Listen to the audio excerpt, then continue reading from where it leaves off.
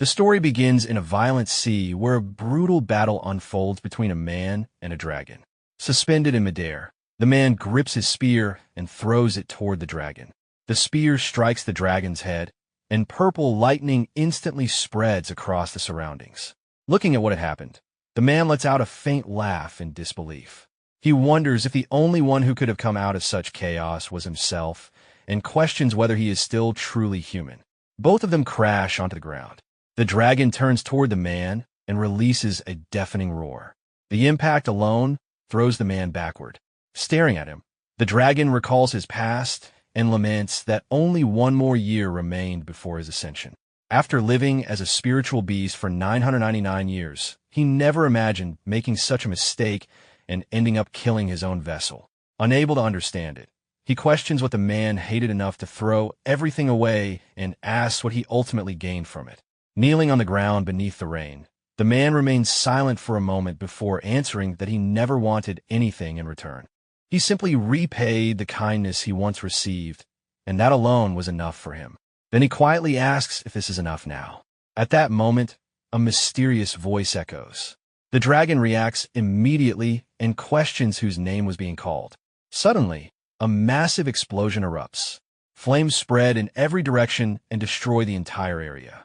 Believing his end had finally come, the dragon wonders if he was only meant to disappear like that. Yet amid the destruction, he hears a strange sound. A moment later, realization strikes. He was still alive. He could feel his heartbeat. Although he had lost his vessel, some power still remained within his body. As he senses it, another voice echoes and tells him that while the energy in his dantian had vanished, power still remained stored in his body. Confused, the dragon wonders where he is. Looking around, he notices a wall and realizes he is trapped. He raises his hand and gathers the remaining power into it before striking downward. Even with his dantian sealed, he refuses to submit. The attack breaks through the wall. Breathing heavily, the dragon steps into another place. The area is filled with valuable treasures and unusual objects. He realizes he has almost no strength left, but more importantly, he cannot understand where he has ended up. Even at a glance, the place is overflowing with rare items, making him wonder who could possess such an enormous collection of treasure. As he looks around, one object catches his attention. Among all the riches stands a stone with words engraved on it. It reads, "Here lies a treasure that exists only once in the entire world. Even if we may never meet again, in that unchanging place, I wish for your happiness." The dragon quietly looks at the monument and realizes it was dedicated to a child. He wonders if this entire place had been created to raise that child. After a brief pause, he decides that he should at least offer a short prayer. Then, squish, the dragon brought his hands together and prepared to offer prayer. But as soon as he did, he noticed something strange. He stared at his hands in confusion, then quickly examined the rest of his body. Touching his face, he froze. Something was wrong. His body had become small and round. Looking at himself in disbelief, he realized he had turned into a hatchling. He couldn't accept it.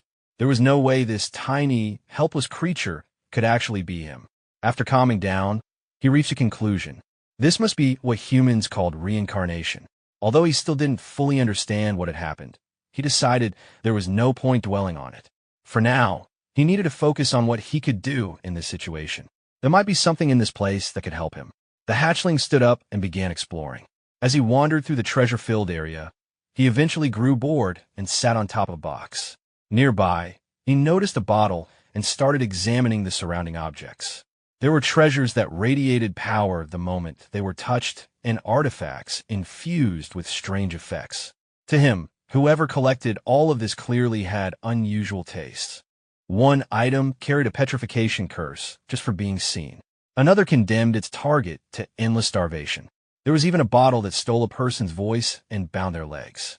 Compared to the others, some barely qualified as curses at all. Looking around, he wondered why such a small space had been filled with nothing but dangerous objects and questioned whether someone intended to balance opposing energies together. Then, something rolled down from above. A small stone landed in front of him. Curious, he picked it up and looked upward. His eyes widened. Above him stood an enormous mountain of treasure. As he stared at it, Something immediately caught his attention. He had found something valuable. Excited, the hatchling climbed the treasure mountain. After reaching the top, he discovered a gemstone attached to an ornamental cup. Holding it in both hands, he inspected it carefully. These weren't ordinary gems. They were gemstones embedded with power, similar to enchanted weapons. From one of them, he sensed a darkness similar to the power he once possessed in his previous life. He immediately decided to keep it. The ornament attached to it was getting in the way, so he tried pulling the gemstone free. It didn't move. Even with his tiny body, he kept trying. Slowly, it started loosening. He strained harder and harder, refusing to let go. Then, the gemstone suddenly came free. But the hatchling lost his balance. Holding the gem tightly, he slipped and fell backward down the treasure mountain. After crashing to the ground, he slowly stood up. Back in his previous life, something like this wouldn't even have left a scratch. Still, at least the gemstone was safe. Then a blue light appeared in front of him. Space began twisting. A portal slowly opened. The hatchling immediately sensed overwhelming pressure coming from beyond it. A powerful presence was approaching. He couldn't even say for certain whether his former self could have gained the upper hand against something like this. Even so, thinking back to his previous life, to the curses carried across generations and the misfortune he had endured, he decided not to back down. From the portal, a giant golden dragon emerged. Its blue eyes calmly observed the surroundings. The hatchling stared back. Was this supposed to intimidate him through sheer presence? If so, then he refused to give in. Imagining the form he once possessed, he gathered himself and tried to roar back. But instead of the overwhelming roar he expected, only a small, awkward cry came out. The hatchling froze. What was that sound supposed to be? The golden dragon looked surprised. Then it reached forward, gently lifted the hatchling by the tail, and noticed something. The hatchling had touched a serpent. Looking closer, the golden dragon realized this was only a hatchling. Seeing the tiny dragon trembling in fear, the golden dragon's appearance began to change. The golden dragon completed her transformation into a beautiful woman. She had long blonde hair, wore a flowing white dress, and gently held the hatchling in her hands. Looking at him, she softly asked whether this form felt more comfortable and introduced herself as Christina. The hatchling stared at her in silence. She was telling him her name. Christina carefully placed him down and, after thinking for a moment, asked whether he had eaten anything and if he was feeling all right. Although the hatchling couldn't speak, he could understand her. He realized she was asking if he was hungry. Back when he was an imugi, going an entire month without eating wouldn't have been difficult. But before he could think further, Christina noticed the gemstone beside him. Curious, she reached toward it. The hatchling reacted instantly. He grabbed the gemstone in his mouth and jumped backward. What was she trying to do? But the moment he landed, a strange sound echoed. He froze and looked at himself. His stomach had started growling. No matter how much he tried to stay composed, his instincts were beginning to overpower his reason. He needed to stay focused. Christina quietly raised her hand and used her power. A bottle appeared. She opened it and held it out to him. The hatchling looked at the bottle, then his nose caught the scent. His eyes widened. Milk! Immediately, he dropped the gemstone and stared at the bottle in Christina's hand. What exactly was this dragon doing? For a moment, he hesitated. Should he accept it or not? Seeing that he wasn't moving, Christina calmly said that if he didn't want it, she would put it away. The hatchling instantly jumped forward. She was going to take it away. Without hesitation, he grabbed the bottle. He began drinking. Christina quietly watched him and remarked that he must have been starving. After finishing every drop, the hatchling looked up with complete satisfaction. He couldn't believe it. How could something as simple as milk taste this good? Smiling, Christina asked if he liked it. The hatchling made a small embarrassed sound in response. Christina smiled gently and reached out her hand. She called him Little One and asked if he was willing, would he come with her? She told him there was far more delicious food waiting out in the world. And beyond that, there were countless wonderful things he had never seen before. The hatchling stayed silent. He thought carefully for a while. Then, after considering her offer, he decided to accept Christina's proposal. The hatchling picked up the gemstone from the ground and held onto Christina's dress. Although he hadn't understood every word she said, he could tell she was asking him to come with her. She didn't seem dangerous. and there was nothing left in this place besides treasure. More importantly, the instincts of this young body were becoming harder to ignore. Trying to survive alone without someone to protect him would be risky. Of course, he insisted to himself that his decision had absolutely nothing to do with how good the milk tasted. Seeing his response, Christina gently picked him up and held him close. With visible emotion in her voice, she welcomed him. She admitted that she had once wondered if he would ever hatch and thanked him for surviving. Then she thanked him for being born as her child. The hatchling looked directly into her eyes. She was thanking him simply for existing. It felt strange, but not unpleasant. At the same time, he couldn't help thinking about the child she believed she was speaking to. The original soul was most likely gone. Quietly, the hatchling lifted the gemstone and offered it to her. Christina reached out and asked if it was a gift or if he simply wanted her to hold on to it. Instead of letting go, the hatchling wrapped his tiny body around her. He decided he couldn't let his guardian stay sad. Christina smiled and hugged him back. As she began walking toward the exit, she gently wondered if he was trying to comfort her and found it unbelievable that something so small could be this adorable. She promised that she would take good care of him from now on. As they left, the hatchling looked back one last time toward the stone monument. Quietly, he made a promise in his heart. He thanked whoever had given him this life and wished that they would find peace in their next one. This time, he would not die helplessly again. He would become strong enough that no one could ever hurt him. And to do that, he would use every possible opportunity available to him. Absolutely everything.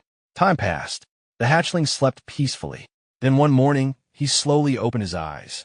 Standing on the bed, he let out a small howl before sitting quietly and looking toward the sunlight pouring through the window.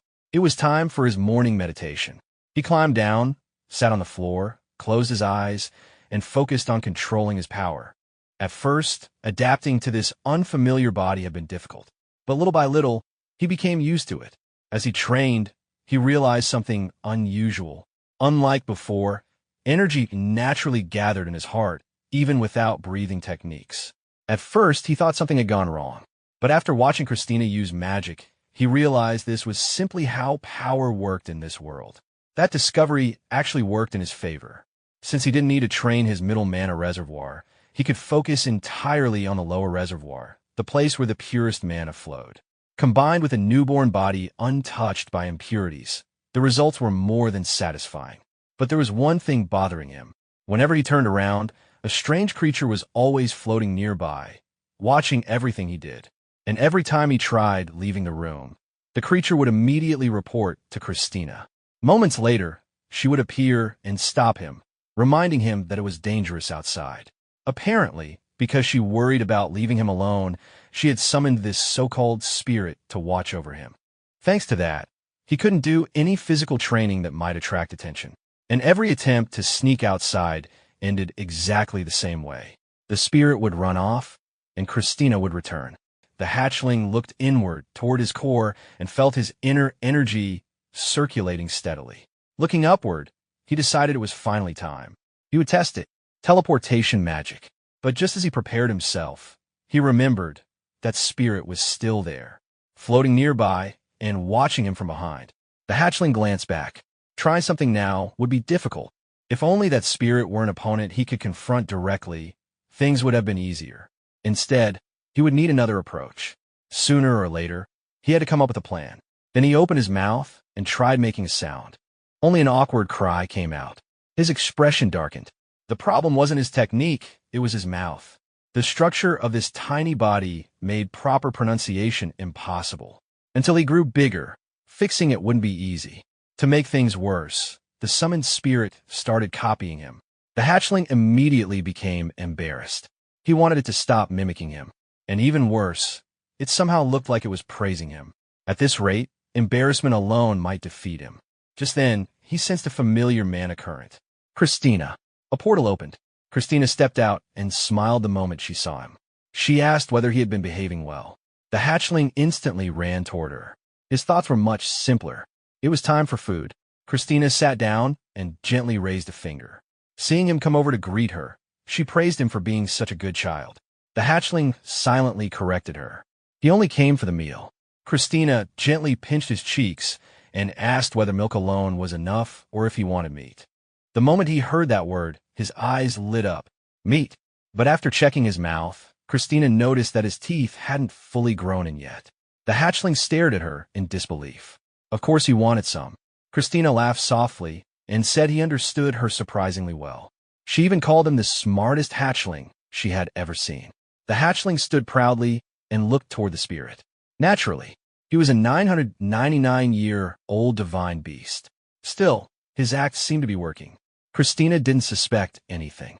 Looking amused, she picked him up and asked whether he wanted to be held. The hatchling hugged her.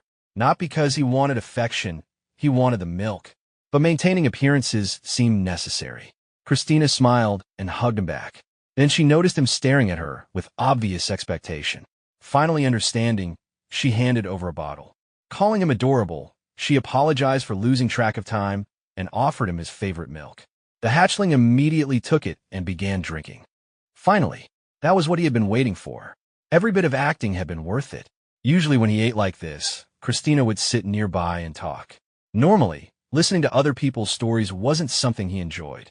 In his previous life as an imugi, he barely had any friends. But even if Christina didn't realize it, he understood every word she said. And whenever she spoke to him, he could see her expression become lighter and more relaxed. Because of those conversations, there were now very few words he didn't understand.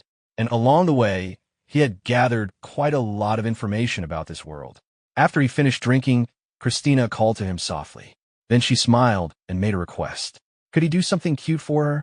The hatchling quietly put the bottle aside. Then, he gave her his cutest expression.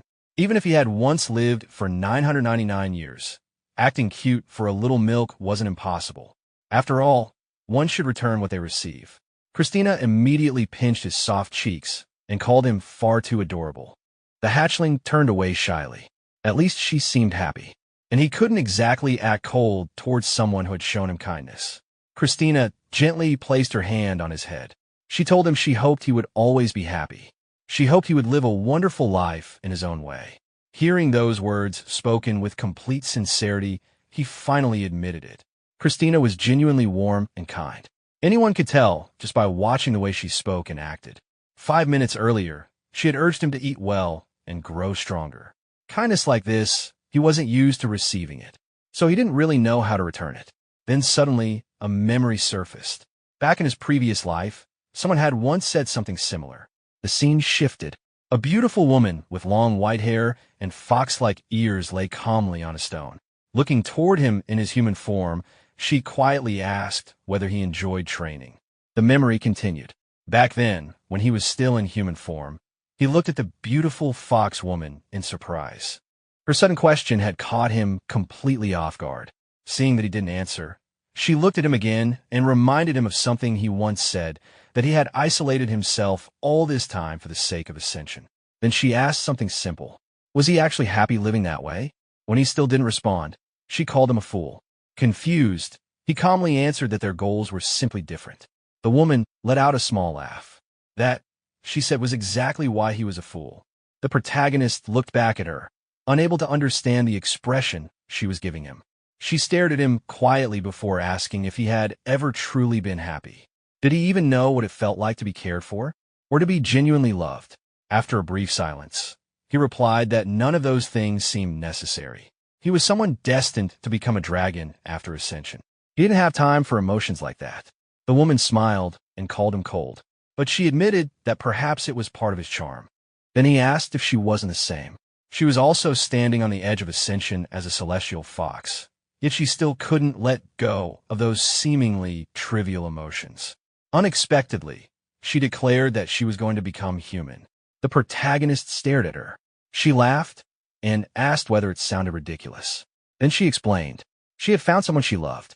Even after learning she was a gumaho, that person still loved her. And when someone loved you that deeply, wouldn't you naturally want to return that love? She said she hoped that one day he would understand that feeling too.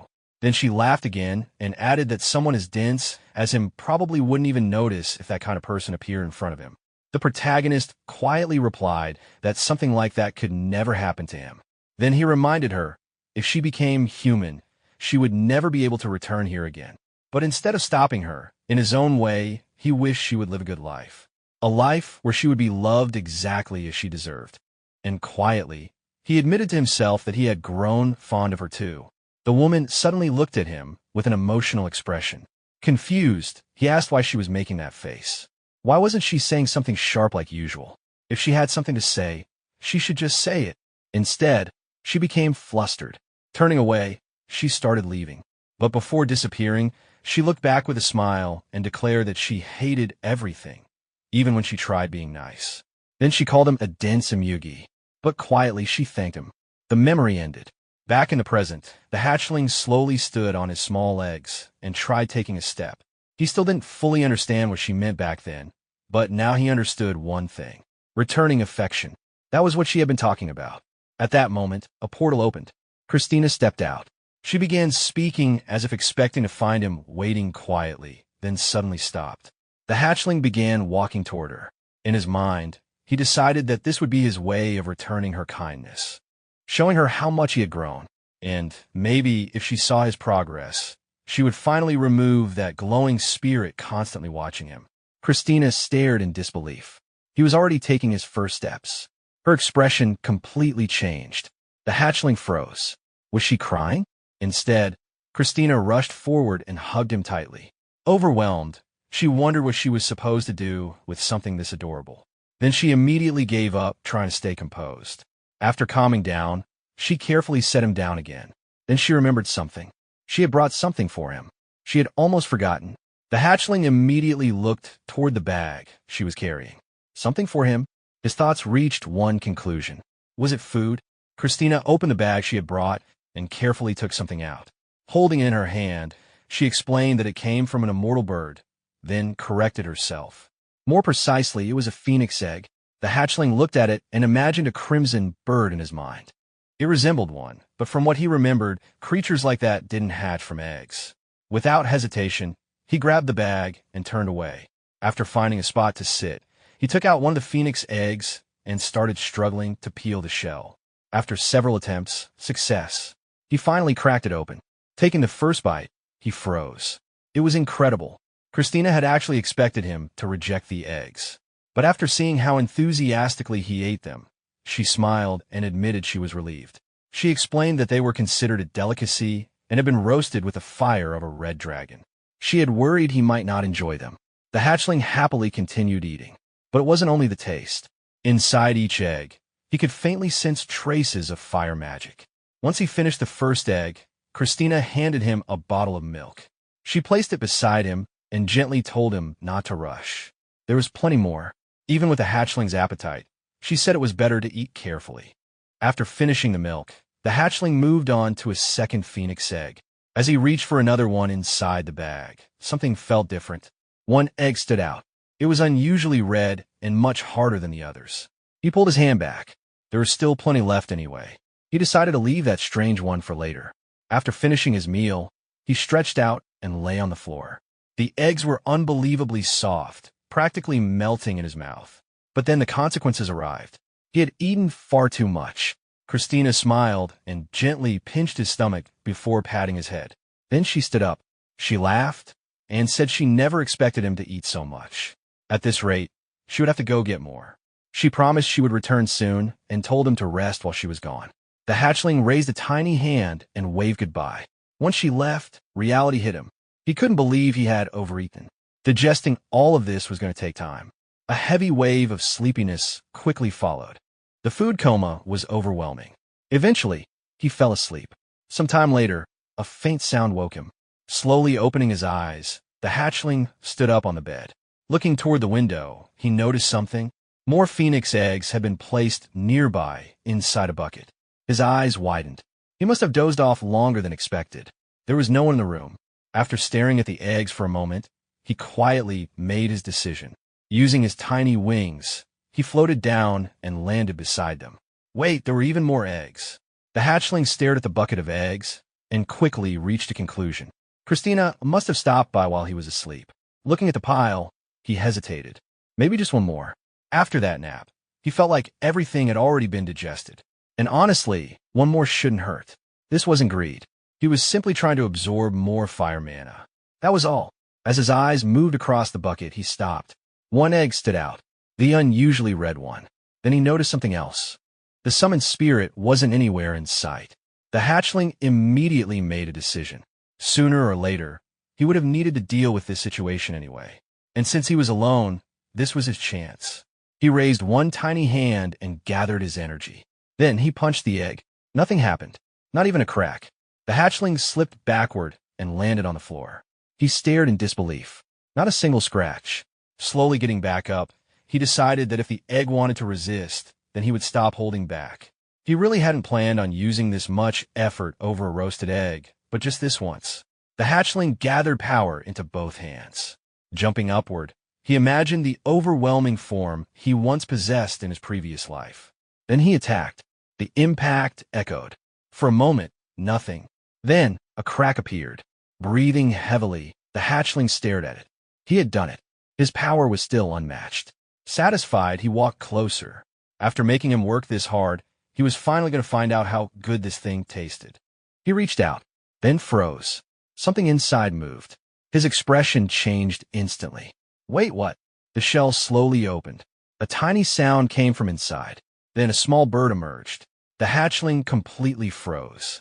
The bird emerged from the cracked egg, flew straight toward the hatchling, and wrapped itself around him. The hatchling stood frozen. Looking at the tiny creature, he slowly realized something strange. The energy coming from it wasn't ordinary. It carried fire energy mixed together with his own power. The bird tilted its head and made a curious sound. The hatchling recalled the moment he attacked the egg. Back then, his power hadn't disappeared. It had been completely absorbed, which meant all the energy he had gathered until now had gone directly into this little creature. Feeling drained, he lay on the floor and looked at the phoenix. Did this tiny thing have any idea how difficult it had been to collect all that power? The bird slowly walked toward him on its tiny legs and made soft sounds. The hatchling looked at it with confusion. What was it even trying to say? The bird chirped again. Curious, the hatchling reached out and touched its head. Then he stopped. Why was it acting so attached? Were phoenixes usually like this? Then a realization struck him. A phoenix, a bird, among avian divine beasts. There had once been creatures with similar instincts. He decided to confirm it. The hatchling stood up and walked away. Immediately, the bird followed. He walked faster. The bird followed. He started running in circles. The bird kept chasing after him. Eventually, he stopped. It was real. Imprinting. The bird continued chirping happily. Meanwhile, exhaustion finally caught up with him. After losing so much energy, he felt completely worn out. He slowly flew back toward the bed. If he ignored the bird, it would eventually get tired and stop. That was his plan. The hatchling settled down on the bed, but the bird remained below, calling endlessly. At first, the cries became weaker. Then, he realized something. Those weren't ordinary sounds. The bird was crying. The hatchling looked annoyed. Did this clueless chick realize how much energy he had lost because of it? At that moment, Christina returned carrying a basket full of eggs. She had come back later than expected and hurried in case the baby had become hungry. As she opened the door and stepped inside, she stopped. Eggshells were scattered throughout the room. Hearing the sounds and seeing the empty shells, she assumed he had waited, eaten everything, and fallen asleep. Then her eyes moved toward the bed. She froze. Beside the sleeping hatchling, there was something else. A small bird. Her expression changed. Could that be a phoenix egg? Christina stared quietly at the small bird. The little phoenix noticed her immediately. Thinking she might harm the hatchling, it spread its tiny wings and stepped in front of him protectively. Christina watched in silence. She could clearly feel it, pure fire mana mixed with darkness. And beyond that, the unmistakable aura of a dragon. There was no way she could mistake it. To think that a newborn was already carrying such a burden. A sacred firebird that once roamed the garden of the gods, now standing guard over the last black dragon. To her, it felt as though she was witnessing the flow of destiny taking shape. Christina slowly sat down in front of the bird. But there was a problem. It wouldn't even let her get close. And suppressing something so young by force didn't feel right. Just then, the hatchling sat up. Without hesitation, he reached from behind, picked up the phoenix, and moved it aside. Don't be rude. She was his benefactor. Then he looked at the bird again in disbelief. What kind of bird hatched from a roasted egg? Christina smiled faintly. There was only one phoenix born each generation, which meant this child had become the phoenix of this era. The hatchling quietly accepted the conclusion, but Christina continued thinking. Normally, another phoenix would only appear after the previous one disappeared, and even then it could take up to 100 years. Yet the phoenix of the current generation should still exist. Something didn't make sense. Had something gone wrong in the world, or was this an omen? A phoenix carrying darkness. Even if both were still hatchlings, this wasn't something she could ignore. Christina summoned Rai. Then she decided she would visit Pasias, elder of the Red Dragons. Since he governed fire and was also raising a hatchling, she wanted to discuss this unusual child with him. After thanking Rai, she turned toward the hatchling and gently asked whether he would be all right. The hatchling immediately raised his hand and waved. But internally, his thoughts were very different. Christina leaving meant free time. Meanwhile, Christina quietly reflected. She was slightly worried about leaving the three of them alone. Yet somehow, she felt this child would be fine. It wasn't simply because he was clever or mature. It felt like he already possessed values and judgment of his own. And more than that, his mana control was unusual. Most hatchlings used mana recklessly. But this child controlled mana exactly as intended. Precise, complex, deliberate. Christina smiled. She already knew he wouldn't be an ordinary genius. Still, she couldn't help wondering. Before her master entrusted this child to her, had something been done to him? Then she quietly dismissed the thought. It didn't matter. No matter what kind of child he was for now, she was his guardian and his teacher. Before leaving, she promised she would return soon. Then she remembered something. A young man with red hair appeared in her thoughts, well dressed, sitting by a window and reading quietly. Pasias' son. She had heard he was an exceptionally gifted prodigy. Maybe he could help this child, and perhaps the two of them might even become good friends. Though judging from her expression, she didn't seem entirely convinced that would actually happen. Christina summoned Rai and gave the spirit a simple order. If anything happened, Rai should report it immediately. Then she sat in front of the hatchling and gently reminded him to stay with Rai while she was gone. The hatchling obediently responded. Internally, however, he had a completely different opinion. Why wouldn't she just leave already? Christina pinched his cheeks and kissed him before standing up. At once, the hatchling froze. Even the phoenix became restless and seemed to complain that it wanted attention too. Smiling, Christina promised she would return as quickly as possible. Then she left. The door closed. The hatchling stared at it for a moment. She was really gone. Silence. Then his excitement exploded. Finally, freedom. He stretched his body and climbed down. If he were a real baby, staying in a crib all day would make sense. But he wasn't, and he certainly wasn't hibernating. He hadn't even been able to train properly because of all the restrictions. At least now, it seemed Christina didn't mind him moving around a little. Then the phoenix called out. The hatchling turned around. The bird looked ready to follow him. He immediately objected, but after thinking for a moment, he decided it would be more troublesome to let the bird run around freely. So he picked it up in his mouth and placed it on top of his head. Problem solved. Carrying the phoenix, he walked toward the exit. A door. Looking upward, he judged the distance. If he jumped, he should be able to reach it. After preparing himself, he leaped. Success. He grabbed the handle. Then he tried opening it. Locked. The hatchling turned toward Rai. So that was why the spirit had stayed so calm. But he wasn't just any hatchling. Quietly gathering mana, he used his power. Then the door opened. Standing at the entrance, he slowly turned back toward Rai. What mattered most now wasn't escaping. It was Rai's reaction. Would this little guard call Christina? The hatchling watched Rai closely. This reaction, no reaction at all. Rai simply allowed it. The hatchling stared in confusion. Why had he agreed so easily? Still, that worked perfectly. Without wasting time, he pushed the door open and stepped outside. Then he stopped. His eyes widened. The space beyond was far larger than he had imagined. After staring for a while, he quietly sat down. Now he understood. Despite being overprotective, Christina never sealed everything completely. She must have assumed that no matter how much a hatchling wandered, there was only so far one could actually go. The hatchling looked toward Rai and continued walking. But honestly, at this pace, exploring properly would be impossible.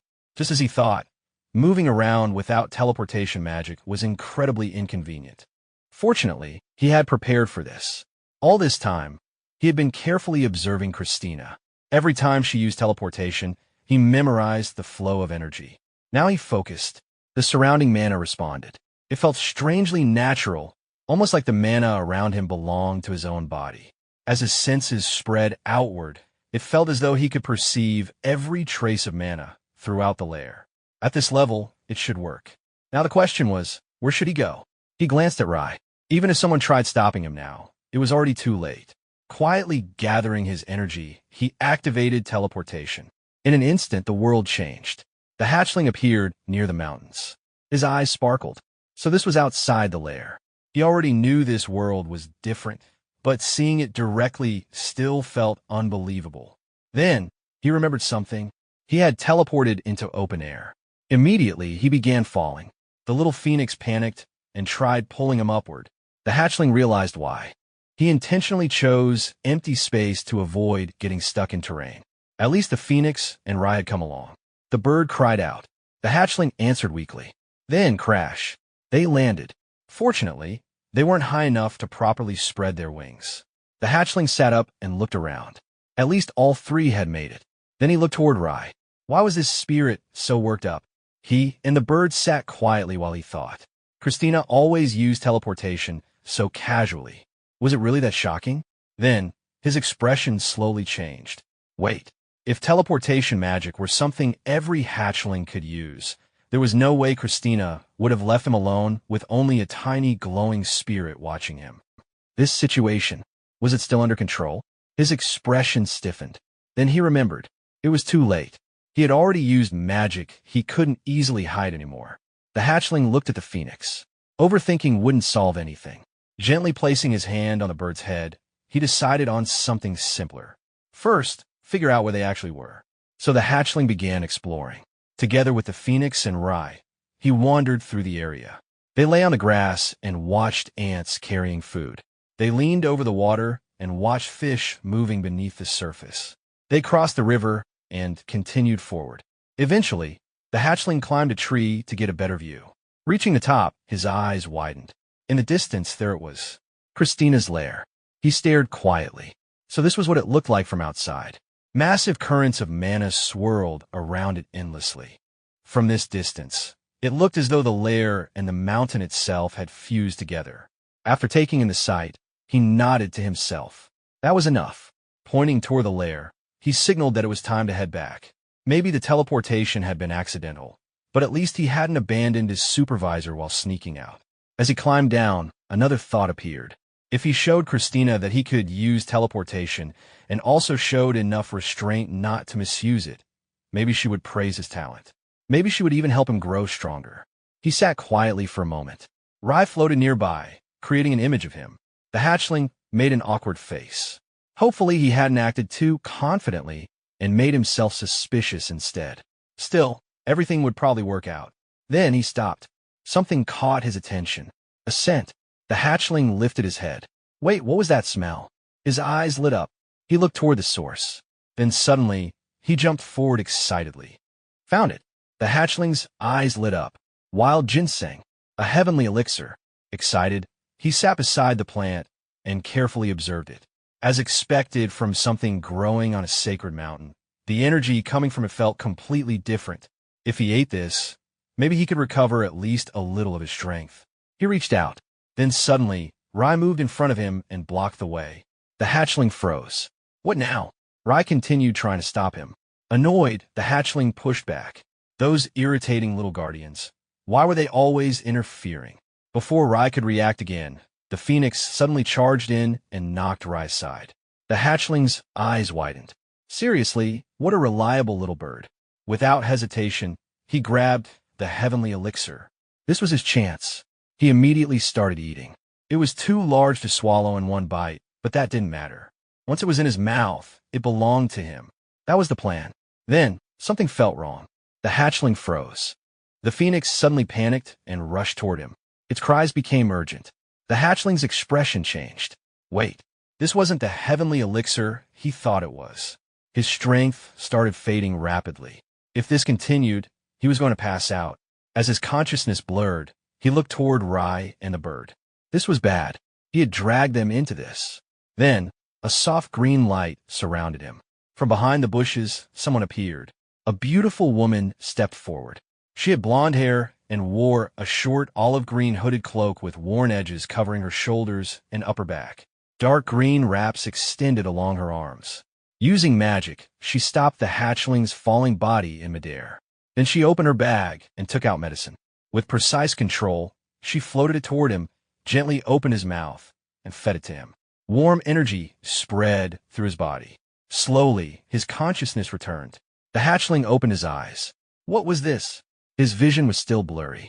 He could see someone standing in front of him, but he couldn't make out who it was. His strength still hadn't fully returned. Immediately, the phoenix and Rai rushed over. The little bird held on to him and started crying. The hatchling looked at it weakly. Just a little longer. He only needed to rest for a moment. There was no need to cry, just for a little while. At the same time, far away, Christina entered a cave. Quietly stepping inside, she prepared to greet the one waiting within. It had been a long time. Seated ahead of her was a red dragon. She addressed him by name, Perseus. The dragon turned toward her and acknowledged the visit. The head of the gold dragons arriving without notice was unusual. Then, in the next moment, the red dragon transformed. His form changed into that of a handsome man with red hair dressed in dark clothing. Watching calmly, Christina realized something. The fact that he allowed such a breach of etiquette meant he had probably already decided whether he would accept a request. Perseus smiled faintly and remarked that he could only hope the reason for the visit would justify his time. Christina politely apologized and explained that the matter was sensitive. Perseus dismissed the apology. She had always been proper. Then he asked her to speak. Christina immediately revealed the reason. A black dragon hatchling had been born. Perseus rose from his seat in shock. Christina calmly added that she still had not reported the matter to the Lord. That only made Perseus more curious. If so, why come to him first? Christina folded her hands and explained. The child was still young. He needed time to grow, experience the world, and develop his own identity. Behind her, the image of a dark figure with glowing red eyes lingered in her thoughts. Until then, she wanted Perseus to become a source of support for the child and keep Lord Isa from interfering. Perseus became serious. Was the child truly worth that much effort? Then Christina revealed something else. The child had revived a new phoenix. Perseus immediately reacted. That shouldn't have been possible. The current generation's phoenix should still exist. Christina agreed. That was exactly why this case was extraordinary. Perseus slammed his fist onto the table. If the Lord learned about this, he would either bend the child to his will or eliminate him entirely if he viewed him as a threat. Then he paused and smiled. The more he thought about it, the more clever Christina seemed. She came knowing he wouldn't reject the proposal. Christina simply answered that she trusted him to make the wise decision. Perseus admitted that coming to him first had been a smart move. As the sole heir of the dark lineage, if the child became the firstborn, he would become more than a son. He would become an elder. Building ties between that child and his own successor would benefit everyone. After making his decision, Perseus promised to send his son to Rai. His child would pass on everything possible, including the education expected of a successor. Christina respectfully thanked Elder Perseus and prepared to leave. Perseus smiled and called it a worthwhile conversation. As Christina left, one thought crossed her mind. That arrogant lord. She could already imagine his expression when he realized there were things that would not go according to his plans. Stepping out of the cave, Christina stood at the edge of a cliff and spread her wings. Then she quietly reflected. Still, Perseus wasn't any different. There were things that wouldn't go his way either. Her thoughts turned to his only heir, prediction. She had heard the father and son had been at odds lately. Maybe this meeting would be good for him as well. Then Christina's thoughts returned to the hatchling. She should head back. Thinking about it more, she suddenly wondered whether the child was hungry. Maybe she should bring milk, then she froze. A signal. Right. Her expression immediately changed. Something was wrong. An emergency. Without hesitation, Christina opened a portal and teleported. The moment she arrived, she called out urgently. Then she stopped. Landing on the ground, she rushed toward the hatchling. Immediately, the little phoenix spread its wings and stepped in front of him protectively. Christina hurried forward anyway and carefully picked the hatchling up in her arms. Christina's heart sank as she reached the hatchling. Holding him carefully, she looked around in confusion. Why were they outside the lair? What had happened? Rai immediately showed her what remained of the plant. The moment Christina saw it, her expression changed. Mandrake. He swallowed a whole. Mandrake was dangerous even under normal conditions, and everything living in this region had absorbed dragon mana for generations. Then she looked back at the hatchling. A child barely a month old had somehow found and eaten a mandrake that had been growing for hundreds of years. As she examined him, she sensed a faint trace of unfamiliar magic. Then she understood. Her thoughts shifted to someone else. Riz. Young, yet known as the most gifted among the younger dragons. And as Rune's daughter, exposing the child's existence wasn't ideal. Still, the hatchling survived because of it, so perhaps this should be considered a blessing instead. Christina gently hugged the hatchling. Quietly, she admitted this had been her mistake. She thought Rai alone would be enough because a hatchling shouldn't have been capable of leaving the lair. Yet somehow, this child had used teleportation magic, succeeded, escaped, and then immediately ate a mandrake. At this rate, he was going to become quite the troublesome child. At that moment, the hatchling slowly opened his eyes. That voice. His eyes widened. Christina. She looked relieved and softly asked if he was feeling better. Then she apologized. She should have been more careful. Her emotions spilled over as she held him tightly. The hatchling quietly listened. It really must have frightened her. And that made sense. She genuinely cared about him. Without saying anything, the hatchling hugged her back. In his own way, he apologized for acting on his own. Christina took a breath and made a decision. For now, they were going back. His body had suffered too much. Back inside the room, the hatchling sat on the bed and examined himself. Internal injuries. Chaotic energy. But he was alive. That was what mattered. No matter how familiar parts of this world sometimes felt, he finally understood. This was completely different from his previous life. Taking a deep breath, he decided to be more careful from now on. At least all his training hadn't been meaningless. Reflection could wait. For now, he focused on absorbing the energy that had entered his body. Then, a small buzzing sound interrupted him. He opened one eye and looked toward the phoenix. What now? The bird looked back. Then suddenly, the hatchling realized something. This little thing had been crying the whole time. He let out a quiet laugh. Really, what a strange creature. With slight embarrassment, he reached out and patted the bird's head. There was no need to cry. At worst, it had only been an upset stomach. Then another thought appeared. Even though this wasn't their own suffering, someone had worried and hurt alongside him. Back in his previous life, even if someone had done that, he probably never would have understood how precious it was. Looking at his hand, he quietly admitted it wasn't a bad feeling. Then he noticed something. A faint light. His eyes widened. What was this? Slowly, he raised his hand and stared. Could this be purification energy? The hatchling suddenly became alarmed. Looking at the water forming in his hand, a thought immediately crossed his mind. No way. Could this actually be purification energy? With wide eyes, he carefully tasted the water. The moment he confirmed it, excitement appeared on his face. Just as he expected, this water could neutralize poison. Not only that, it was also filling his dantian with fire energy. Slowly, he turned and looked at the phoenix. The little bird stared back innocently. The hatchling reached out with both hands and rubbed the bird's head. This little thing was turning out to be much more useful than he originally expected. At that moment, Christina entered the room. Seeing him awake, she asked whether he had rested well. She looked him over and said that although he seemed fine now, the whole experience must have been frightening. She carefully picked him up and explained that it must have been difficult for someone who was still only a hatchling. Still, once he grew older, something like a mandragora would no longer be dangerous. The hatchling quietly reassured himself. He would recover completely soon enough. But Christina's expression remained serious. Even after hearing Rai's report, she still found it difficult to believe. Teleportation magic alone had already been shocking.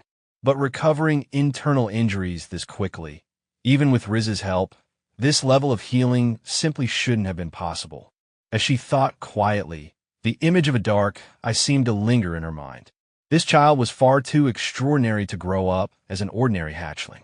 And if Lord Isha ever learned about it, the hatchling looked at her and became nervous. Why did she suddenly look so serious? Then another thought appeared. Was she beginning to suspect something strange about him? If necessary, maybe he could blame everything on the phoenix. Christina gently set him down. Then she held his tiny hand and said she wanted to give him something. An inheritance spell. The hatchling became curious. Inheritance magic. A blessing built through an ancient language and granted by the gods to intelligent beings of this world. A spell created to plant the foundation of a dragon's knowledge. Through it, knowledge and abilities from a predecessor could be inherited, awakened, and developed. But the amount inherited depended on the recipient's mental maturity. Because of that, the burden on young hatchlings was enormous. And the most dangerous part, even harmful thoughts could be passed down depending on the predecessor. Christina sat on the floor and explained that inheritance magic was rarely used because of those strict conditions. And there was another limitation. An inheritance spell could only be used once in a lifetime. She looked directly at him and asked whether he could trust her. This wasn't only powerful magic, it was painful and dangerous. He would have to entrust everything to her. After staying quiet for a moment, Christina smiled and handed him a bottle of milk. Then she admitted something honestly. She had wanted him to experience a more ordinary childhood, the kind of experiences someone could only have while young. The hatchling quietly stood and walked toward her with his tiny legs. Later, the hatchling and the phoenix fell asleep. Christina remained beside them. She gently placed her hand on the hatchling and quietly thought about those experiences she originally hoped he would have. Looking at Christina, the hatchling quietly thought to himself. From his previous life, he understood. He understood the warmth in her kindness and the sincerity behind her concern. Sometimes life became harsher than anyone expected. Things like sincerity, happiness, and those small, precious memories, those bright moments people thought would last, often ended up buried beneath reality. And by the time someone realized how valuable they had been, they were already gone. Only then did people start looking back, wanting to fill that emptiness one more time, even while knowing they never truly could. Christina understood that. More than anyone, she wanted to protect moments like these. And even so, she still chose this path for his sake. The hatchling made up his mind. He would endure the pain. A few days later, inside a room overflowing with golden energy, magical patterns covered the floor. Christina walked forward with the hatchling and stepped into the center of the formation. The moment the hatchling felt its presence, his body trembled. Even from a distance, the surge of magic felt sharp, as though it were piercing directly into his body. Noticing his reaction, Christina gently reassured him and told him not to be nervous. The hatchling gathered himself and stepped into the formation. It was starting. Christina closed her eyes and focused. Then she began the inheritance spell. Calling upon her own name, she offered her life's accumulated knowledge and memories to be passed down to this child. Immediately, the patterns began flowing toward the hatchling. His eyes widened. Everything started pouring in. It felt as though endless information was being forced directly into his mind. His nerves struggled to adapt just to withstand the flood of knowledge. The magical patterns spread across his body and entered him. It hurt intensely, but he endured. As long as he held on, all of this knowledge and power would become his. Just a little more. Hold on. Hold on. Then, the hatchling pushed through the pain and accepted everything. Christina looked toward him in concern and called out to him. Was he all right? But suddenly his body gave out. The hatchling collapsed. Christina immediately rushed forward. She caught him in her arms and called to him anxiously. Please wake up. The hatchling weakly moved. Christina called for him again. Slowly, he held her hand, then opened his eyes just enough to look at her. She immediately realized he had endured it. With visible relief, she embraced him tightly. She thanked the goddess and told him he had done well. He had held on. Meanwhile, the hatchling quietly thought to himself. He had almost died. If he had been even slightly weaker, he would not have survived the inheritance spell. But Christina's mood brightened. She told him that it had been difficult and that he should recover his strength first. She had already prepared a special meal. The hatchling immediately focused on one word: food. After enduring something like that, he became curious about how good this special meal would be. But the moment he saw it, his excitement disappeared. Christina proudly presented medicinal herbs and a body-strengthening tonic. The hatchling stared at the meal in disappointment. Wouldn't milk and eggs have been better? Christina firmly refused. Those would interfere with the medicine. Then she revealed a candy apple and offered a reward if he finished everything. The hatchling thought for a moment. After everything he had gone through, fine. It wasn't like he was actually a real baby. He convinced himself. He had already eaten bitter mandragora before. How bad could this tiny medicine be? Then he took the first bite. His expression immediately changed. The bitterness hit instantly. Far too bitter. Christina understood how he felt, but insisted he still had to eat it. At the same time, she casually gave a snack to the phoenix. The hatchling stared in disbelief. At this point, this felt less like recovery and more like punishment for eating the mandragora. Meanwhile, the phoenix happily enjoyed its snack while he struggled through the medicine. He desperately wanted something good instead. Finally, Christina gave him the candy. She praised him for enduring everything and said it would help clear the aftertaste. The hatchling held it in both hands and slowly licked it. Immediately, relief returned. The sweetness softened the bitterness and made him feel alive again. Nearby, the phoenix curiously watched. The hatchling quietly pulled the bird away. Christina watched them and reflected silently. For a moment she had worried she had misunderstood this child. She had been anxious, but seeing him now, nothing seemed wrong. It was a genuine relief. Then Christina remembered something. She joined her hands and mentioned that a guest would be arriving soon. She advised him not to reveal too much of his power. The hatchling paused. A child? Another hatchling? Christina gently placed her hand on his head. For someone barely over a month old to accept inheritance magic so completely, that was extraordinary. If he showed too much, it could raise unnecessary suspicion. Then she introduced the guest. His name was Perdition. He was the future elder of the Red Dragon clan. At that moment, a screen suddenly appeared before the hatchling. He looked at it in surprise. Name, Perdición. Species, Red Dragon hatchling. Attribute, fire. Age, 745 years. Special notes. The sole heir of the elder of the Red Dragons. After losing one parent, he had refined himself to become a proper future elder. Because of how firmly he suppressed his natural emotions, he was known as the Cold Flame. The hatchling stared at the information in silence. So, this was inheritance magic. The hatchling looked at the screen and quietly thought to himself. Judging by Christina's reaction, this display seemed to appear only for him. He reached out and touched it. The interface felt intuitive and easy to understand. Perfect.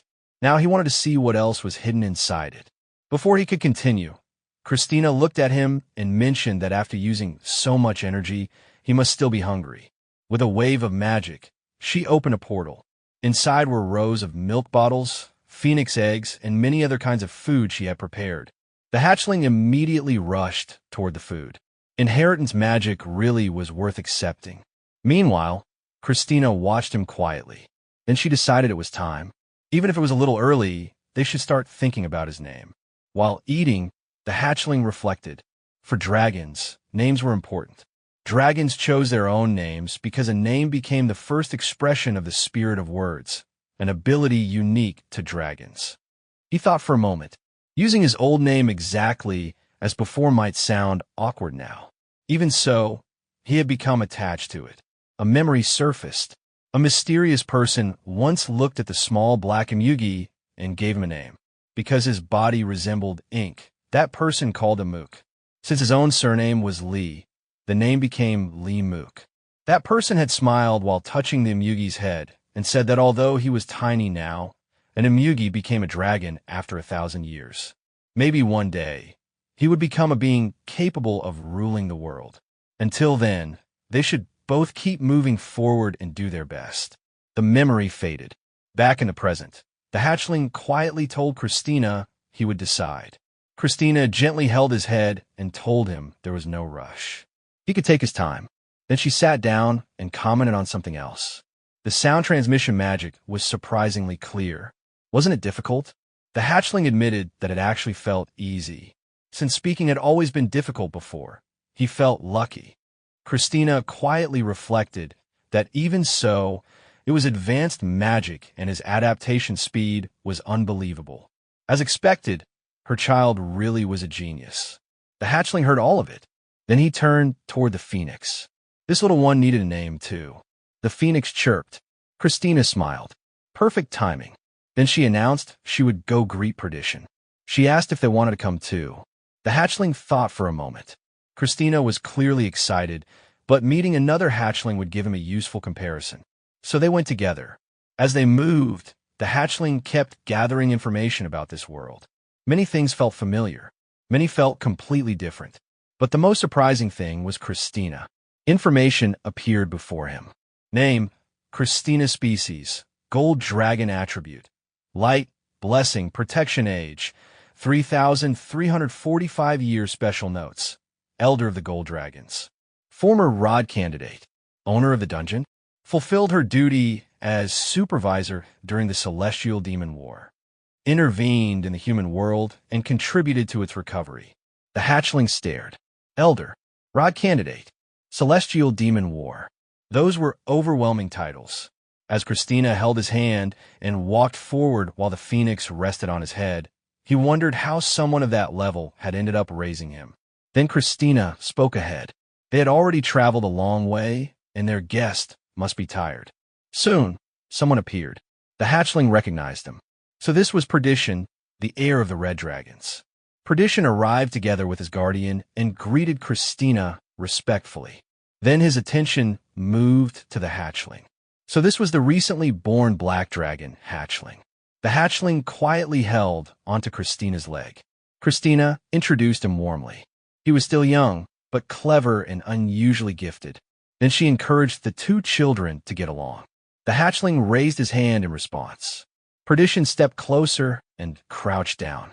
The hatchling suddenly felt something. He paused. What was that feeling? Then Perdition extended his hand as well. The feeling from earlier was that hostility? He thought back carefully. Whatever it was, Perdition had hidden it quickly. But something still felt strange. There was no reason for someone to glare at a hatchling they had only just met. Anyone watching would think they were sworn enemies. Then the hatchling paused. Lucky for him, he wasn't an ordinary hatchling. But wait, what? At that moment, the phoenix suddenly reacted. The little bird spread its wings, raised its crest, and let out a series of sharp cries while glaring at Perdition. Perdition looked toward it with confusion. Quietly, he muttered to himself, "What was that fluffy little creature?" Then he corrected himself and asked what kind of bird it was. It definitely didn't look ordinary. The hatchling heard that. Christina smiled and explained. The bird looked unusual because it was a phoenix hatchling. Perdition's expression immediately changed. A phoenix hatchling? But the phoenix of the previous generation was still alive. Christina admitted she had never seen something like this either. Still, that was the reality. Its powers had not awakened yet. So for now, she and Pacias were simply observing it. Perdition accepted the explanation and became quiet. The hatchling noticed immediately. The moment Pacia's name came up, his attitude changed. Christina gently touched Perdition's head and thanked him for coming all this way. Then she asked him to be a good older brother to the little one. Perdition calmly agreed. Watching this, the hatchling quietly thought a kid was still a kid. The moment Christina stopped patting him, he looked disappointed. Those were the thoughts of the youngest hatchling in the room. But still, that earlier look remained stuck in his mind. Maybe you should test him. The hatchling moved closer. Perdition looked at him with confusion and asked what he was doing. Without hesitation, the hatchling raised both hands and placed them on Perdition's head. Just a quick touch. From the outside, it looked harmless. Adults did things like this all the time. But if someone you disliked touched your head, anyone would react. So he waited. Let's see your reaction. Perdition immediately became flustered and demanded to know what he thought he was doing. His face changed slightly. The hatchling blinked. That wasn't the reaction he expected. Wait, Did he not actually hate him? Still unconvinced, the hatchling grabbed Perdition's hand. He was sure there had been hostility earlier. One more test. Before Perdition could react, the hatchling jumped straight toward him. Perdition tried to stop him, but the hatchling wrapped himself around him in a sudden hug. If this didn't get a reaction, nothing would. Both of them lost balance and fell together. Christina was startled. She hurried over and asked if they were all right. Then she apologized and explained that the little one was probably just excited to finally have an older brother. The hatchling stayed quiet. Meanwhile, Christina looked at them again and asked if anyone was hurt. The hatchling froze. He protected me? Perdition looked toward him awkwardly and tried to thank him for catching him before quickly changing the subject and asking if he was all right. The hatchling dismissed it immediately. Perdition turned away and told him to get off. Watching him, the hatchling quietly realized something. Just a moment ago, he had looked worried. Now he was acting cold again. After stepping away, the hatchling reached a conclusion. Forget the hostility. This wasn't hostility at all. He was embarrassed. Was he really someone who couldn't be honest about his own feelings? At his age? Then again, the hatchling admitted he could understand where that came from.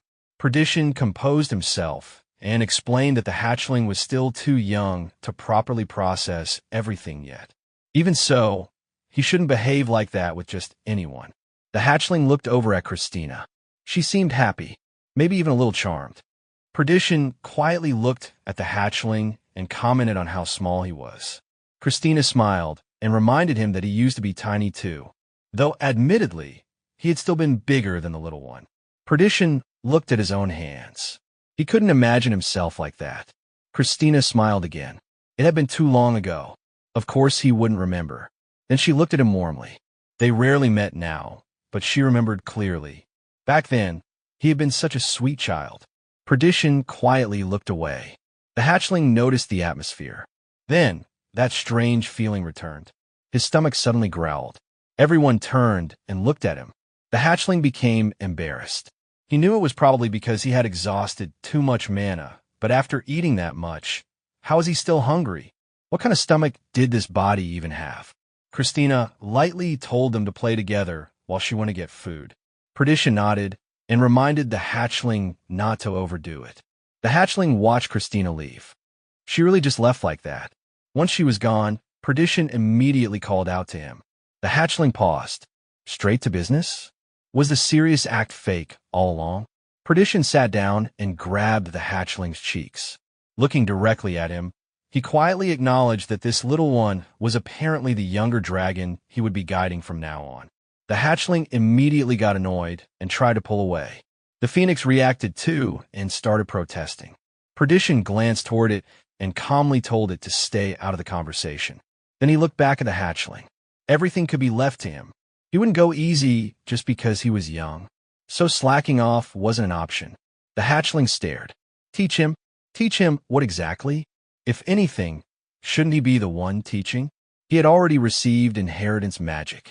What exactly was he supposed to do with this red kid? Perdition let out a quiet breath and looked toward the phoenix. The bird was floating in the air, and small traces of fire had started appearing around it. Perdition looked unimpressed. For a bird, it had quite a lot of nerve. Then, he began drawing in fire energy. Not aggressively, but enough to make his point. Someone who would become leader of the fire clan wasn't someone a bird should challenge. The hatchling watched carefully. Perdition was clearly holding back. But hatchling or not, a phoenix was still a phoenix. Perdition reacted immediately. The hatchling realized where this was heading. At this rate, both of them would get hurt. The phoenix cried out. The hatchling smiled. That little bird wasn't an ordinary bird. Then, he stepped directly between them and blocked the tension. After looking at both of them, he quietly declared, that bird was his subordinate. The hatchling stepped forward without hesitation. Raising one small paw, he released a burst of fire energy from his own body, pushing back Perdition's attack and shielding the little white phoenix behind him. He stood firmly in front of the bird and calmly declared that the phoenix was his subordinate. Perdition stared at him in surprise. The hatchling remained motionless, protecting the frightened bird behind his back. Perdition frowned and insisted that the little bird did not belong to him. Hearing that, the hatchling immediately became concerned. He firmly stated that the phoenix was his familiar and warned Perdition not to harm it. As Perdition continued his attack, the hatchling effortlessly blocked him while protecting the bird. Seeing that, Perdition was visibly shocked. The hatchling quietly thought to himself. Just as he expected, no matter how important Perdition's status was, he was already under Christina's protection. Anyone who tried to harm him inside her lair would not simply be thrown out. They would have to face Christina's wrath. She might be gentle by nature, but this red dragon hatchling clearly didn't understand his limits. Perdition mocked him for trying to protect his little follower. The hatchling sighed inwardly. This brat still hadn't learned his lesson. Maybe it was time to teach him one. He couldn't help wondering what kind of training the Red Dragon Elder had given this child. For a moment, he considered ignoring the situation and simply playing along. Meanwhile, the frightened phoenix stayed close behind him. The hatchling quickly changed his mind. No, he couldn't ignore it. Since they would be spending plenty of time together from now on, it would be better to establish proper boundaries while Perdition was still young. The little dragon gently put the phoenix down before stepping toward Perdition. Watching him approach, Perdition couldn't understand what he was planning. Then the hatchling calmly announced that it was time to establish the hierarchy. Perdición froze. The moment he felt the hatchling's aura, overwhelming pressure crashed down on him. He couldn't understand what was happening. His body stiffened, his breathing became difficult, and an unfamiliar pressure weighed heavily on him. The hatchling accomplished all of it using nothing but his own aura. After letting the pressure settle for a moment, he snapped his fingers. Only then did Perdition finally catch his breath again. Satisfied, the hatchling concluded that was enough. It seemed Perdition understood now. Still shaken, Perdition demanded to know what the hatchling had just done and questioned how someone so young could possess such an overwhelming aura. The hatchling quietly evaluated him. Despite all his arrogance, his mental resistance was surprisingly weak. Then again, comparing him to someone who had trained his mind for more than 900 years as an imugi wasn't exactly fair.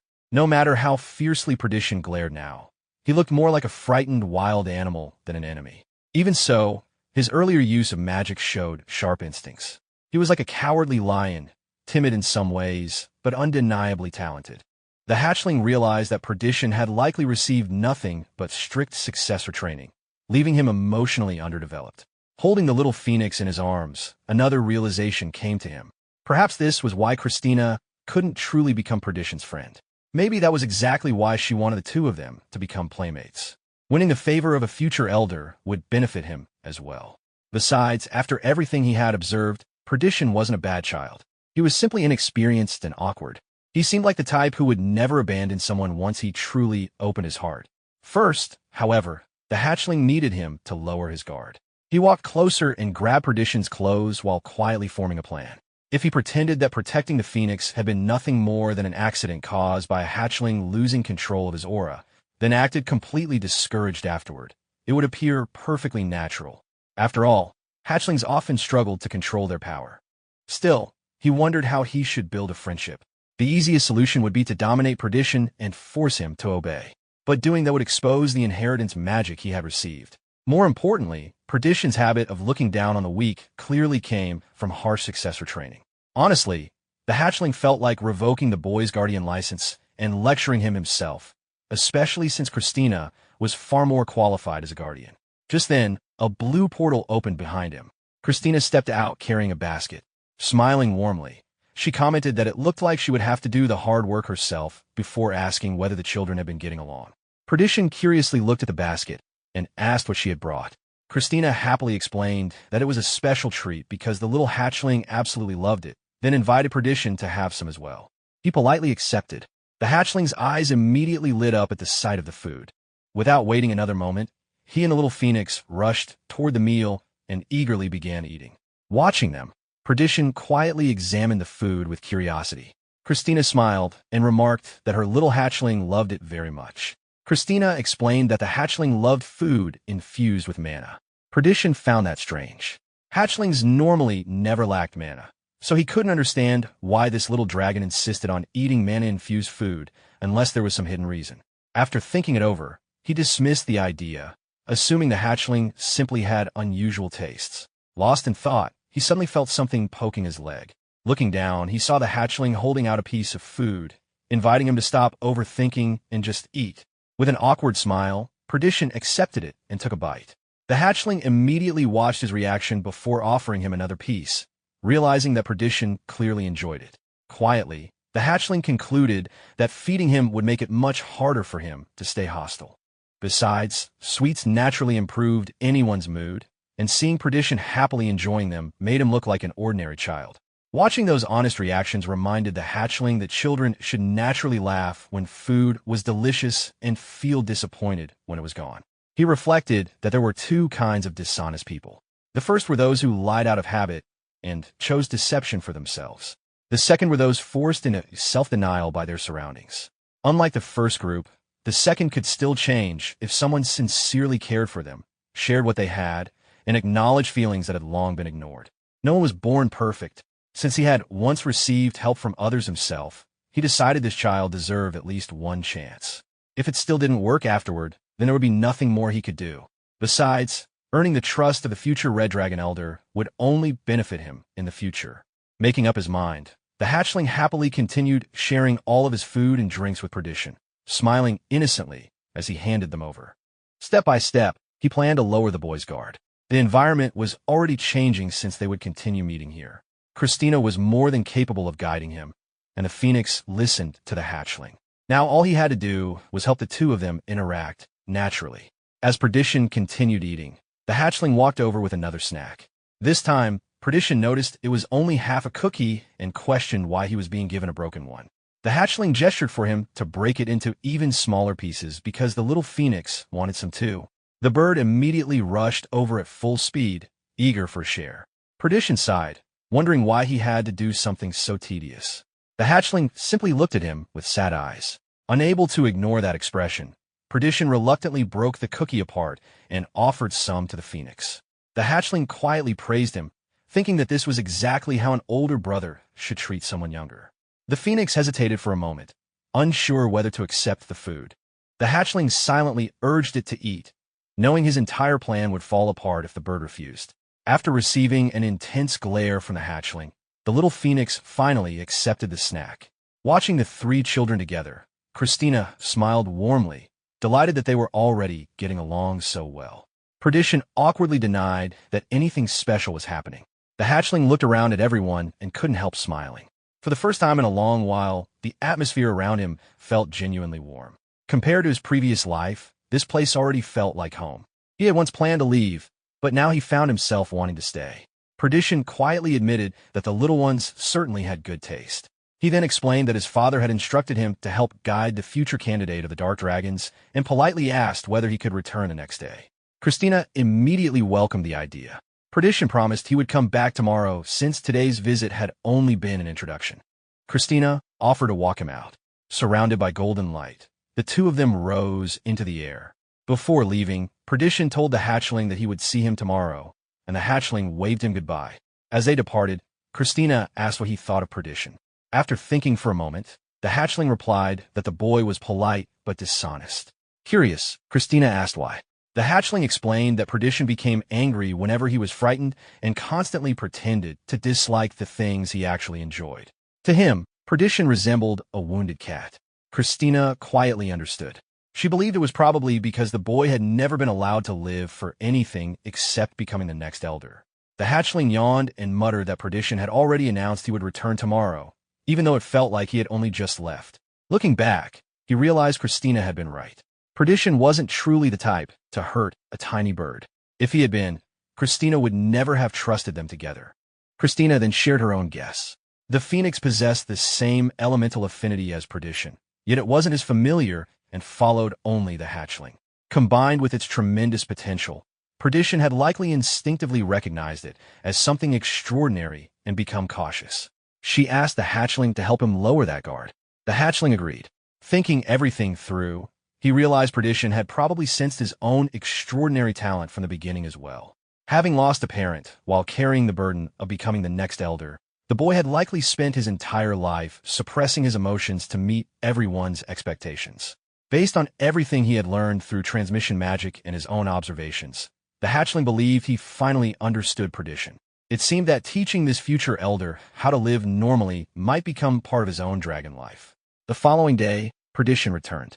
Even when the little phoenix greeted him warmly, he remained reserved, warning it not to become too attached because it would be better that way. The hatchling couldn't help wondering why the boy's mood changed so dramatically from one moment to the next. Perdition then explained that he had come early because he wanted to give the hatchling something before starting their lesson. He took out a ring and handed it over. It was a transformation artifact containing polymorph magic. Since Christina had told him the hatchling possessed exceptional intelligence, Perdition believed communicating in human form would make future lessons much easier. He explained that it was an artifact he had used himself when he was younger and assured the hatchling that it would automatically adjust to fit. The hatchling slipped it on. Following Perdition's instructions, he imagined the form he wanted while channeling mana into the artifact. Aura immediately swirled around his body. Moments later, the hatchling transformed into an adorable young boy. Even Perdition was briefly speechless. As he gently rubbed the boy's head, the hatchling smiled brightly. Seeing that innocent smile, Perdition quietly looked away, unable to hide his embarrassment. A dragon's true name is the very proof of its existence. Knowing another dragon's true name doesn't grant complete control over them, but certain ancient authorities and binding contracts can only function through a true name. Giving someone that name is essentially allowing them to interfere with your life. The hatchling immediately realizes why only a parent would ever be trusted with something so important. From his perspective, Perdition seems to be trying to learn his true name before he's old enough to understand its significance. Trying to ease his concerns, Perdition explains that even if it isn't his true name, the hatchling should at least start thinking about what to call himself, just as he and Christina have names. He adds that although everyone knows him as Perdition, his actual true name is much longer. The hatchling notes that even Perdition keeps his own true name hidden and wonders if he needs to test him again. Before he can decide, Perdition makes an unexpected proposal. If the hatchling reveals his true name, he'll reveal his own in return. The offer catches the hatchling completely off guard. Perdition calmly explains that among dragons, exchanging true names is proof of complete trust and absolute loyalty. Since they're going to become brothers, he thinks it's only natural. The hatchling casually agrees, though his flat reaction leaves Perdition visibly disappointed. Watching him carefully, the hatchling realizes something. If this had been Passius's order, there was no way Perdition would have suggested such an equal exchange. That means this idea belongs entirely to him. Which raises another question.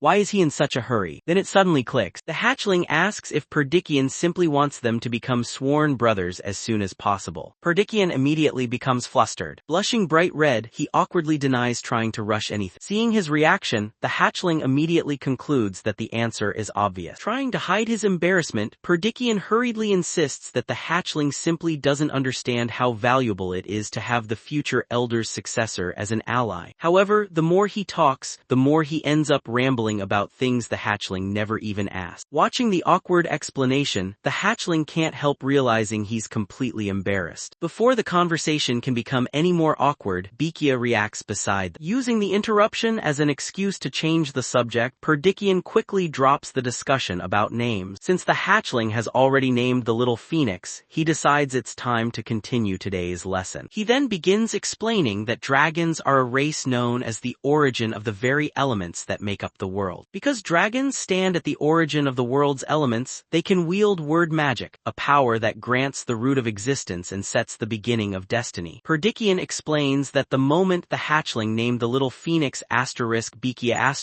he opened a new path for its future. He warns the hatchling to be careful with promises made in his own name because no one can predict what kind of destiny those words might create. The hatchling quietly reflects on the idea of creating destiny. Ironically, that had once been his greatest strength. In his previous life, he spent 1,000 years cultivating himself and building a destiny worthy of ascension, only to have everything destroyed by a human who wouldn't even live 100 years. Thinking back on it, he can't help wondering if something like that should have been possible at all. Destiny is supposed to demand equivalent exchange. Humans can sometimes alter destiny because their short lives are filled with countless choices and turning points. But becoming a divine beast means creating countless inevitabilities until they form a transcendent flow. Very few beings can ever walk that path, and once such a destiny begins flowing, it shouldn't be easy to change. Yet somehow, his destiny had been shattered. Looking down, the hatchling admits he still has regrets, but dwelling on the past won't give him any answer. His thoughts are interrupted when Perdikian calls out, asking if he's even listening. The hatchling quickly assures him that he is. To test him, Perdikian tells him to repeat what he just said. The hatchling summarizes it as becoming an elder through overwhelming power and fear that keeps everyone beneath you under control. Even as he repeats it, he realizes the philosophy feels completely outdated. Satisfied that he had been listening, Perdikian explains that true authority comes from an overwhelming gap in strength and fear. A ruler must crush others so completely that they never even think about defying them. The hatchling understands that such thinking may have suited Passias, who belonged to a generation shaped by war, but it doesn't fit Perdikian at all. He wonders how he can change that mindset when Perdikian probably wouldn't listen to direct criticism. Instead, he quietly asks whether living that way has ever made him feel lonely. Perdikian pauses in confusion. The hatchling explains that although his brother is undoubtedly strong, people who follow only because of fear may obey him, but they'll remain nothing more than subordinates. When he's struggling or hurting, they won't truly share his burdens. He gently points toward Bikia. Although the little phoenix is technically his subordinate, it freely expresses its feelings and never hides what's on its mind. From everything Perdikian described, it sounds like he doesn't have anyone like that. Perdikian hesitates before quietly admitting that things could never be that simple between himself and those living in his lair. Watching his reaction, the hatchling finally understands. That way of thinking has been drilled into him for years. Still, he reminds himself not to judge Passias too quickly. Intelligent people are rarely one-dimensional. A loving father can still be cruel to others, and even the ancient tale of a god stealing fire for humanity can be seen as the story of a traitor from another perspective. People always have more than one side. The same must be true for the boy standing before him. The hatchling also realizes that Christina deliberately introduced Perdikian to him. That alone means she believes he isn't beyond saving. Rather than trying to change him all at once, he'll have to slowly broaden his perspective. Curious, the hatchling asks whether someone taught him that philosophy. Perdikian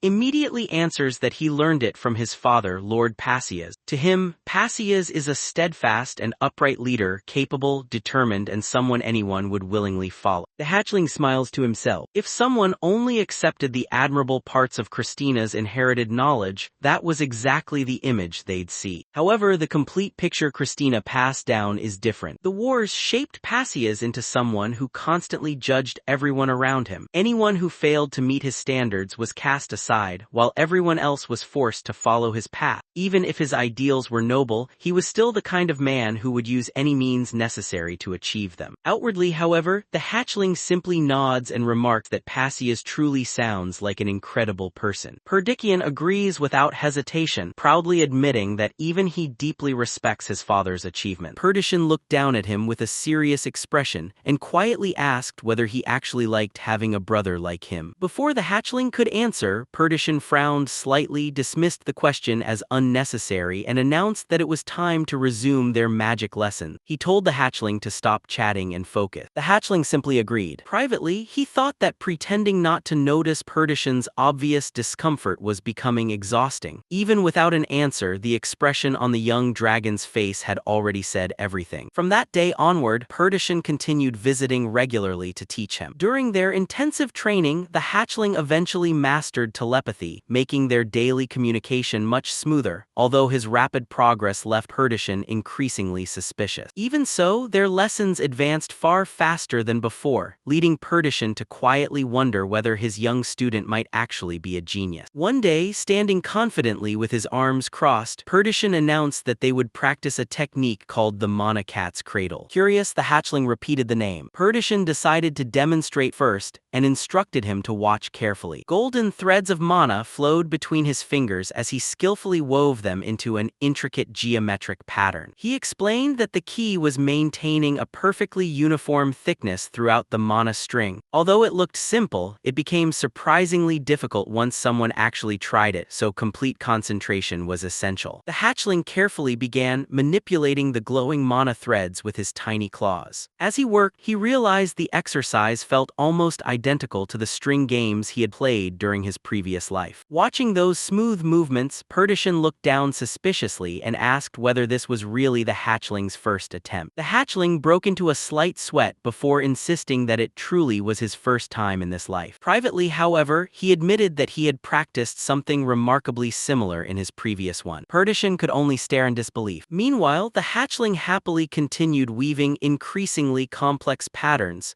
genuinely impressed by whoever had designed this magical training. It cleverly transformed the familiar patterns of a children's string game into the foundation of functional magic circles. The exercises were organized perfectly by difficulty, making the entire learning process surprisingly enjoyable. The only regret he had was that bringing the pattern guide might have made everything look a little too easy. Looking up from the glowing threads, the hatchling asked whether Elder Passias had taught Perditian this technique. Perditian hesitated before quietly correcting him. It wasn't his father. His mother, Kuzuna, had been the one who taught him. The hatchling immediately noticed how naturally Perditian referred to his mother. Whenever the conversation involved her, his emotional guard became noticeably lower. Closing his eyes thoughtfully, the hatchling realized that this probably explained why Perditian had gradually become more lenient toward him. Beneath his sharp personality was someone driven by empathy and the lingering pain of losing someone precious. Seeing an opportunity, the hatchling innocently asked what Lady Kuzuna had been like. Perditian looked slightly surprised by the question. The hatchling explained that he knew almost nothing about what parents were supposed to be like. Christina avoided discussing such topics for his sake, so he genuinely wanted to hear about someone who still remembered their mother. Perditian quietly understood. After a brief pause, he began speaking. His mother had been an incredibly gentle and kind person. He described her magnificent dragon form, with shimmering silver scales and brilliant purple eyes soaring gracefully through the sky. Remembering her human form, he recalled her long silver hair, her warm smile, and how she loved caring for small birds in peaceful meadows. She loved birds so much that she had chosen to build her dragon lair beside the phoenix's nesting ground. She also loved to sing. More than anything else, what remained in Perditian's memory were the lullabies she used to sing to him when he was young. The hatchling quietly repeated the word singing to himself. Perditian nodded, explaining that those lullabies had never faded from his heart because they were songs lovingly sung by a mother to her own child. Looking slightly melancholy, Perditian admitted that he should remember much more about his mother, but time had blurred those memories. Since he rarely looked back on them, even the melodies of her lullabies had begun to fade. Seeing that vulnerable side of him, the hatchling realized this was the perfect moment to gently reach out. Looking up, he sincerely said he would love to hear one of those lullabies someday. Perditian's face instantly turned red. Embarrassed, he looked away and awkwardly denied ever singing. Crossing his arms, he explained that he didn't have the luxury to waste time on things like that because every moment had to be devoted to becoming a worthy elder. The hatchling sighed inwardly, realizing just how stubborn Perditian was. Since reasoning alone wouldn't work, he decided to appeal to his emotions instead. He quietly explained that he only wanted to hear the song because it clearly meant so much to Perditian. Having never heard a lullaby himself, he wondered what kind of warmth was hidden within a song lovingly left behind by a mother. Deep down, the hatchling knew he wasn't simply trying to persuade his teacher. He remembered the heartfelt words left behind by someone who had believed he was already dead, wishing for nothing more than his happiness. Listening to Perditian's stories had made him realize how deeply Lady Kuzuna loved her son. Even without meeting her, he found himself wondering whether that unconditional affection was what having parents truly felt like. Those sincere words softened Perditian's expression, and he quietly admitted that perhaps the hatchling was right. The hatchling silently realized that if Perditian ever compared his loving mother with his strict father under the same title of parent, he would eventually recognize the contradiction himself. Although he respected the elder and called him a great man, he could never truly place that cruel figure beside the gentle woman who had raised him. That contradiction would eventually force him to confront the truth. At that moment, painful memories resurfaced. He remembered the elder coldly calling him a pathetic fool and questioning why he was wasting time on such meaningless things. The elder mocked Lady Kuzuna's way of raising him, ridiculed him for singing instead of training, and warned that such weakness would only turn him into Lord Issa's puppet. He even claimed that everyone under Perdition's future leadership would eventually die because they had been spoiled by peace, before cruelly declaring that it would have been better if a failure like him had never been born. Those merciless words scarred the young dragon deeply. From that day onward, Perdition convinced himself that those without strength had no right to speak, and that seeking personal happiness was nothing more than running away from responsibility. Unable to defend his mother's honor, he drove himself beyond every limit, training relentlessly without even allowing himself proper hibernation, all to earn his father's approval. In the end, by suppressing every emotion that made him seem weak and cutting himself off from others, he gained recognition but lost the path he had once followed. The hatchling understood that even after finally earning his father's approval, Perdition still couldn't smile. Deep inside, he had already begun believing that none of it truly mattered anymore. Breaking the silence, the hatchling gently asked whether he had never felt hurt by everything that had happened.